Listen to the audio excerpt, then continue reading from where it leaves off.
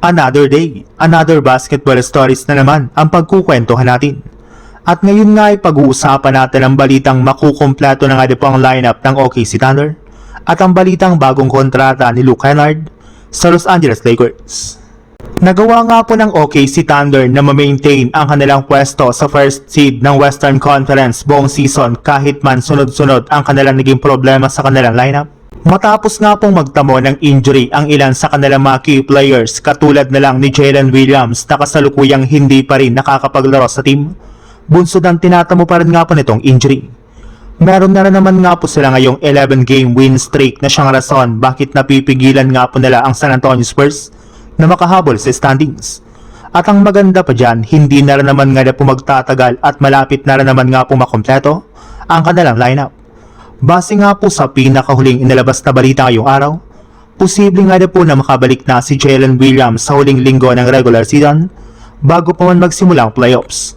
Sinisigurado para naman nga po ng OKC Thunder na maayos na makaka-recover si Williams sa kanyang natamong hamstring injury upang hindi na nga po niya ito problemahin pa pagdating ng postseason.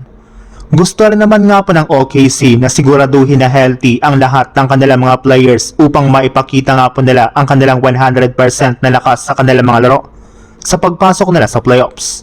Sa ibang balita naman, ang Los Angeles Lakers na nga po ang isa sa mga pinakamainit na team ngayon sa NBA sa pagkakaroon nga po nila ng 9-game win streak.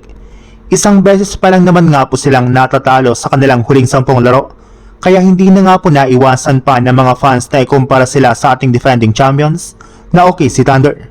Sa ipinapakitang performance pala nga po ngayon ng Lakers ay mukhang meron na nga po silang malaking tsansa na talunin ang OKC kapag nagkaharap nga po silang muli ngayong regular season. Matapos nga po ang ginawang adjustment at bagong game plan ng Lakers ay meron na nga po silang ipang tatapat sa pwersa ngayon ng ating defending champions.